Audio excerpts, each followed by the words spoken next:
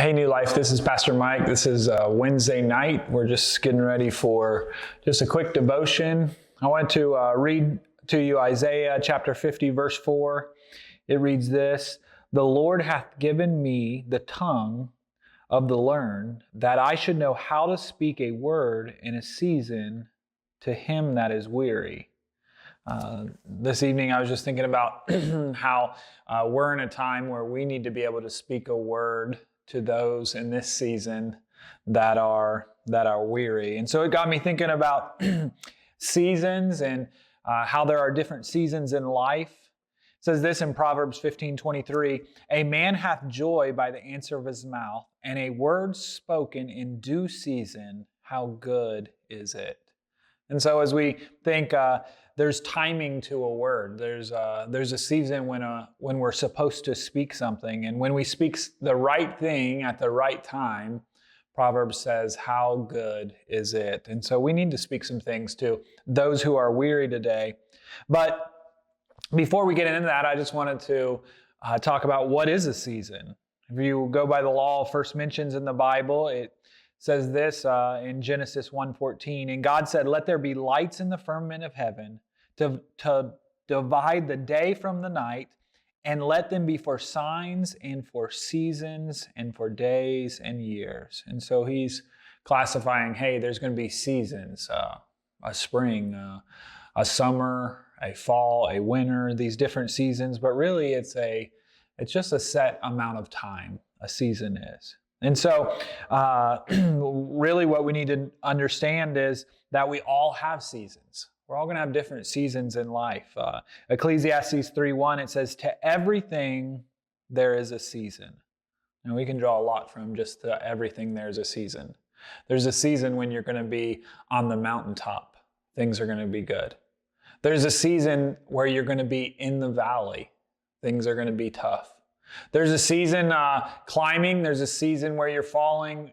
There's just all kinds of seasons to life. There's a season where we're having great victories. We're winning people to Christ, and all these things are happening. There's sometimes seasons of drought where we're trying to figure out different ways to reach people, where we're trying to reach different people. But we all need to know that, as Ecclesiastes says, to everything there is a season.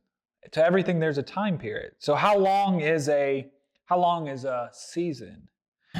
It reads in Joshua 24:7, "And when they cried unto the Lord, he put darkness between you and the Egyptians, and brought the sea upon them, and covered them.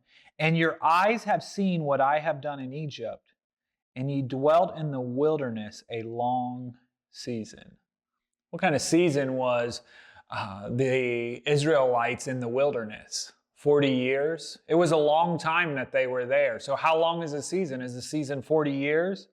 He also tells us in Revelation, he's just speaking about some prophecy. He says that they should rest for a little season. And so what does this tell you?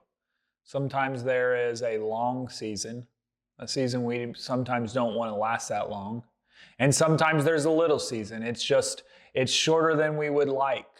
Very rarely is something going to be like, man, this is so good. It's been too long. But sometimes there's something, a season, it was too short of seasons. For some of you, it's the time you had with your kids, the time of certain stage in your life. It was just too short of a season. But everything there's a season, and with every season there's a time for it to end. You know, Christ was tempted, as we're thinking about the resurrection and the Christ's death on the cross.